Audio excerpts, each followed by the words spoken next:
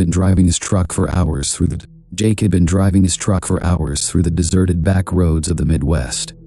It was late, and the only sounds were the rumble of his engine and the hum of his tires on the asphalt. He had taken this route many times before, but tonight something felt off.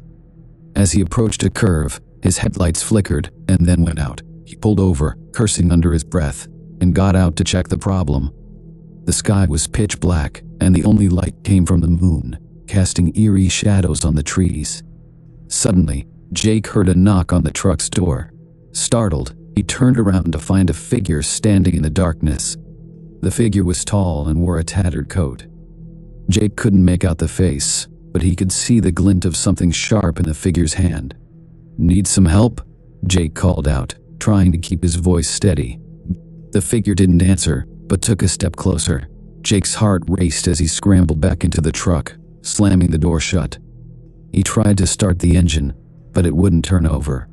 Panic set in. Through the window, Jake watched as the figure moved closer, still silent. The truck's interior was getting colder, and he could see his breath fogging up the windows. The figure reached out a hand, tapping on the window. Jake's fear intensified as he saw a bloody skeletal hand. Desperate, Jake grabbed his flashlight and shone it through the window. The figure's face was covered in grime and blood, with hollow, empty eyes staring back at him. Jake screamed and covered his face, but when he looked again, the figure was gone. The engine roared back to life as if by magic. Jake didn't look back as he sped down the road, never stopping until he reached the nearest town. He told the story to locals, but no one had heard of the figure or the mysterious incident. Years later, whenever Jake drove those old back roads, he always remembered that night, and he never saw the figure again. But sometimes, when he stopped to rest, he could still feel a cold presence watching him from the shadows. Jake had been driving trucks for over a decade, and he had seen his fair share of strange things on the road. But none of those experiences prepared him for what was about to happen one fateful night. It was late October, and the chill of fall had set in. Jake had just picked up a load of supplies from a warehouse in a small town, and was headed to deliver them to a remote construction site. The route he was taking was a long stretch of highway that wound through dense forests and rugged terrain. It was known for being desolate, especially at night. The clock on the dashboard showed 10:30 p.m. as Jake started his drive. He turned on the radio, hoping to stave off the loneliness of the road. The radio crackled to life, and a late-night DJ's voice filled the cab. "Good evening, folks. If you're out there on the road, stay safe. The weather's getting colder, and we're expecting a frost warning. Remember to keep your headlights on and drive carefully." Jake nodded absently and focused on the road ahead. The moon was full and bright, casting long shadows across the highway. The trees seemed to close in around him as he drove deeper into the forest. The radio DJ's voice was a distant hum now, barely audible over the engine's rumble. After a few hours, Jake noticed that the temperature had dropped significantly. The truck's heater struggled to keep up with the cold, and he could see his breath fogging up the air inside the cab. He glanced at the clock again. It was nearly midnight. Suddenly, the headlights flickered and then went out completely. Jake cursed under his breath and pulled over to the side of the road. He turned on the truck's hazard lights, which still worked, and got out to inspect the problem. The night air was frigid, and Jake shivered as he popped open the hood. He could see nothing wrong with the engine or the wiring. As he tried to figure out what was wrong, a strange silence settled over the area. The usual sounds of the forest, the rustling of leaves and the occasional call of an owl, had stopped. It was as if the world had gone completely still. Jake's flashlight beam cut through the darkness, revealing nothing but trees and shadows. He felt a shiver run down his spine. He checked his phone, but there was no signal. The isolation of the spot made him feel uneasy. Just as he was about to get back into the truck, he heard a faint knock on the driver's side window. Jake's heart skipped a beat. He turned slowly, the beam of his flashlight dancing over the window. The knock came again, this time louder. With trembling hands, Jake looked out the window and saw a figure standing just beyond the reach of the truck's hazard lights. The figure was shrouded in darkness, making it hard to distinguish any details. The figure was tall, dressed in a heavy coat, and seemed to be moving slowly towards him. Jake's instincts screamed at him to stay in the truck. He grabbed the radio mic and tried to reach for help, but there was no response. The figure continued to approach, and Jake could see that it was carrying something in its hand, a large glinting object that looked like a knife. Fear gripped him, and he decided to lock the doors and stay inside. He watched the figure through the window, trying to make out its features. The figure was now close enough for Jake to see that its face was obscured by a dark hood. Its movements were unnaturally slow, and it seemed to be almost floating towards him. Jake's breath quickened as the figure reached the truck. It tapped on the window with the knife, making a chilling scraping sound. Jake felt paralyzed with fear, unable to move or scream. He hoped that the figure would just go away, but instead, it began to slowly circle the truck, peering in through the windows. Jake's eyes darted around the cab, searching for something, anything that could help him. He grabbed a wrench from the toolkit and held it tightly, ready to defend himself if necessary. The figure's shadow moved past the windows, and Jake could hear the soft rustling of the figure's coat against the truck. Minutes felt like hours as Jake waited in terrified silence. The figure eventually stopped circling and stood in front of the truck, directly in Jake's line of sight. It raised the knife and tapped it lightly on the glass, as if testing its strength. Jake's heart raced, and he desperately tried to start the engine again, but it remained stubbornly dead. Then, just as suddenly as it had appeared, the figure stopped its tapping and turned away. It started to walk back into the darkness. Jake held his breath, watching the figure disappear into the night. The truck's lights flickered back on, and the engine roared to life. Jake didn't hesitate. He threw the truck into gear and sped down the highway, the wheels skidding as he accelerated. He glanced in the rearview mirror, but the figure was no longer visible.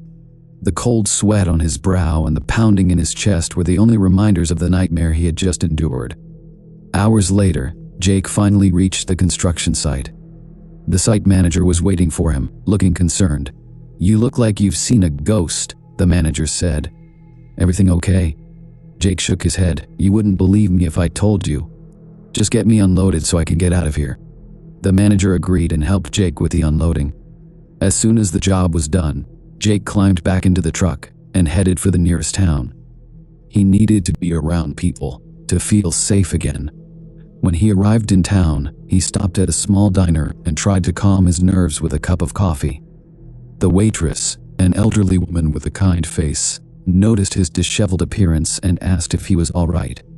Jake hesitated but decided to share his story. To his surprise, the waitress listened intently and nodded understandingly. "Oh, you must have been on Highway 19, she said. "That area has a lot of strange tales. People say it's haunted. A few years back, a trucker went missing out there, and they never found him. Some folks say his ghost still roams the roads." Jake's blood ran cold. He had never believed in ghosts or supernatural phenomena, but the encounter he'd had left him shaken. He thanked the waitress and left the diner, determined to put the experience behind him. Over the next few weeks, Jake avoided taking that route whenever possible. He tried to forget the chilling encounter, but the memory lingered. Each time he drove through the forested areas, he found himself glancing nervously at the shadows, half expecting the figure to reappear. One evening, a month later, Jake received an urgent job that required him to take that very route again. The load was important, and he couldn't refuse the job. Reluctantly, he prepared for the trip, his anxiety mounting with every mile. As he drove down Highway 19, the same sense of dread began to creep over him. The moon was full again, casting eerie shadows on the road. The temperature dropped, and he felt that familiar chill. When the truck's headlights flickered and went out, Jake's heart nearly stopped. He pulled over, his hands shaking as he reached for the flashlight. He hoped against hope that the figure would not appear again. He was about to get back into the cab when he heard the unmistakable knock on the window. Jake froze, staring into the darkness. The figure materialized once more, emerging from the shadows with that familiar menacing presence. This time, Jake didn't wait. He started the engine with a roar and sped off down the road, not daring to look back. The headlights stayed on, and the figure faded into the distance. When Jake finally reached his destination, he was exhausted and terrified. The client noticed his pale face and asked if everything was all right. "Just had a rough night," Jake replied. "I'm fine, just need to get some rest." Jake took a long break, resting and trying to clear his mind. He knew that he might never fully escape the haunting memory of that night, but he hoped he would never have to face the figure again. From then on, whenever Jake took long hauls, he avoided Highway 19 altogether. He couldn't explain the encounter or the ghostly figure, but he knew better than to test his luck. The road was full of mysteries, and some were best left unexplored. As the years went by, Jake continued his trucking career, but he often thought back to that night on Highway 19. The story became a part of local legend, and though he never spoke of it much, the memory of the figure with the knife remained etched in his mind.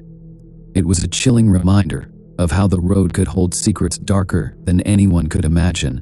Tom Harrington was a trucker who had seen his fair share of highways and back roads. He was a grizzled veteran of the long haul, known for his ability to drive through the darkest nights and the harshest weather. But nothing could have prepared him for the night he took the detour down Route 57. It was a cold November evening when Tom left the bustling city of Denver. The sun had set early, casting a deep blue shadow over the landscape. Tom was on his way to deliver a load of electronics to a small town in Wyoming.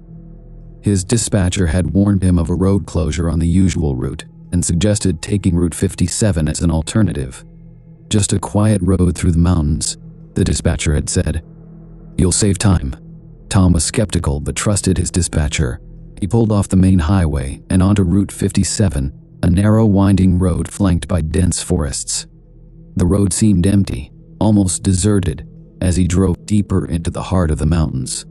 The truck's headlights cut through the thickening darkness, illuminating only a few feet ahead. Tom's radio crackled with static, and his GPS blinked out, leaving him with no guidance but the dim road signs. It was eerie how quickly civilization seemed to vanish. Around midnight, Tom spotted something unusual, a small, dilapidated diner perched on the side of the road. Its neon sign flickered weakly, and the place seemed like a relic from a bygone era. The sight of the diner brought a sense of relief. He hadn't realized how much he needed a break. He parked the truck and walked over to the diner, hoping to get a hot cup of coffee. Inside, the diner was as old-fashioned as it looked from the outside. A lone waitress stood behind the counter, her apron stained with old coffee. She looked up, her eyes wide and tired. "Good evening," Tom said, trying to sound cheerful. "Mind if I grab a cup of coffee?" The waitress nodded slowly. "Sure thing. Coffee's on the pot." Tom took a seat at the counter and glanced around. The diner was filled with old faded memorabilia and an ancient jukebox in the corner. There was an unsettling quiet, broken only by the soft hum of the refrigerator. As Tom sipped his coffee, he noticed a strange smell, something akin to decaying wood. It made him uneasy, but he brushed it off, attributing it to the age of the place. "How late are you open?" Tom asked the waitress, hoping to make some small talk. She gave him a distant look. "We close when the last customer leaves." Tom frowned. "Aren't you worried about safety out here? It's pretty isolated." The waitress's gaze grew distant and she mumbled, "Safety's not much of a concern. People come and go. Just be sure to leave before dark." Tom wasn't sure if it was her tiredness or something else, but her words felt oddly cryptic. He finished his coffee quickly and returned to his truck, eager to get back on the road. As he drove further into the mountains, the road grew even narrower and more twisted. The headlights of his truck barely penetrated the darkness, and the feeling of isolation was palpable. He noticed that the road seemed to be winding in an unusual pattern, as though it were leading him somewhere.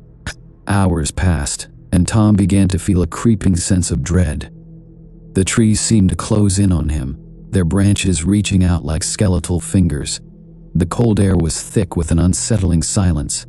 He tried calling his dispatcher for reassurance, but the signal was too weak.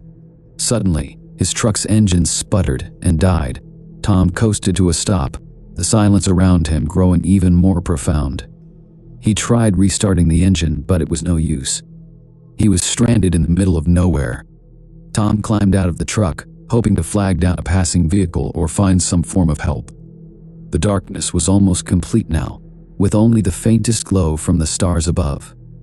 He started walking, hoping to find a house or another diner. After what felt like hours of trudging through the cold, he saw a faint light in the distance. It looked like a house or a cabin, and Tom felt a sense of hope.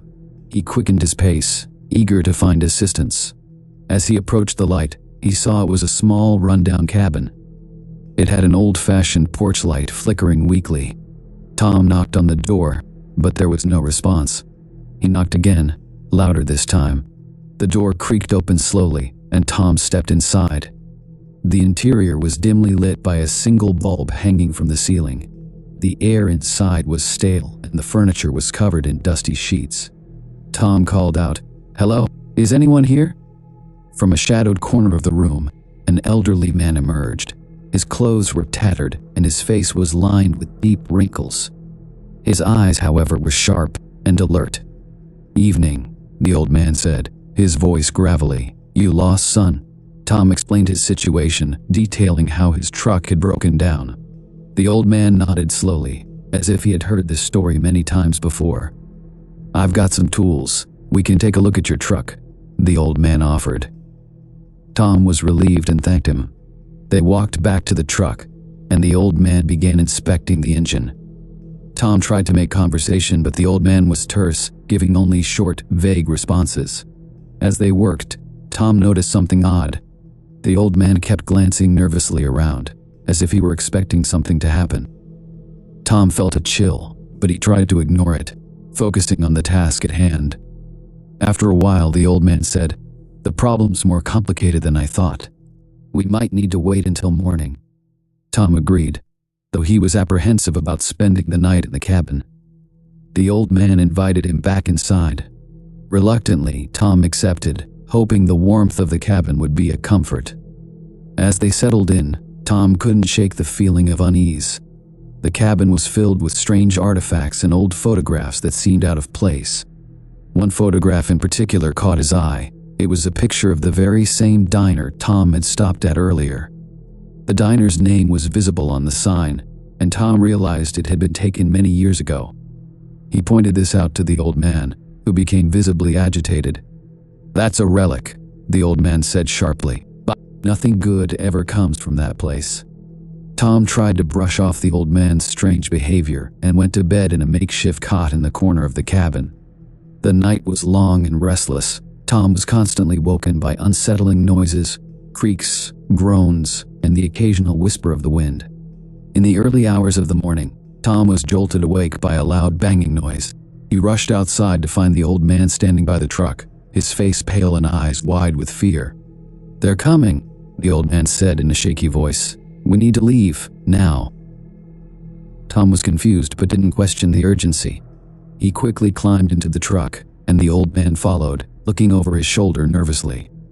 As they drove, Tom noticed that the road seemed to be even more twisted and desolate than before. The trees appeared darker and more menacing, as if they were closing in on the truck. The old man was nearly hysterical, muttering about shadows and things that lurked in the darkness. Tom tried to calm him, but it was clear that something was deeply wrong. The old man pointed ahead, and Tom saw a flickering light in the distance. As they approached, Tom realized it was the diner from the photograph. It was standing eerily unchanged, as if frozen in time. The neon sign was now a steady glow, and the old man urged Tom to stop. "This is the end of the line," the old man said. "They'll be here soon. I have to go." Before Tom could react, the old man bolted from the truck and disappeared into the woods. Tom was left alone, bewildered and scared. The diner loomed before him, its lights casting long, sinister shadows. Tom decided to enter the diner, hoping to find some answers. Inside, the place looked exactly as it had before. The waitress from earlier was behind the counter, her face emotionless. "Welcome back," she said softly. "We've been expecting you." Tom's heart raced. What's going on here? Where's the old man? The waitress's eyes seemed to glimmer with an unsettling light. The old man was right about one thing. This place isn't just a diner, it's a crossroads between worlds, a place where lost souls come to rest. Tom felt a shiver run down his spine. The room seemed to darken, and the air grew colder. Shadows danced on the walls, and he heard whispers, faint and haunting. "You can't leave," the waitress said, her voice taking on an eerie quality. "Once you're here, you're part of the story." Tom's panic escalated. He tried to run. The door was locked. The shadows closed in around him, and the whispers grew louder. The diner seemed to distort, the walls bending and twisting in unnatural ways. In a final desperate move, Tom grabbed a chair and smashed the window. He climbed out, but the forest outside was not as he remembered. It was a labyrinth of dark trees and shifting paths. The shadows seemed to follow him, and the whispers grew louder, almost deafening. Tom ran through the forest, not knowing where he was going. He could feel the darkness closing in, and the fear was overwhelming. He stumbled through the trees until he saw the faintest glimmer of dawn breaking through the canopy. As he emerged from the forest, Tom found himself back on Route 57. His truck was miraculously repaired and running smoothly. With a mix of relief and dread, he drove away from the cursed road, vowing never to return. Tom never spoke of what happened that night. He continued his trucker life, but the memory of the lonely highway and the diner haunted him. Every time he passed through the mountains, he could not help but glance nervously at Route 57, wondering if the shadows and whispers were still waiting for him. And so, the legend of the lonely highway persisted, a place where reality and nightmare intertwined, and where travelers found themselves trapped in a never-ending story of darkness.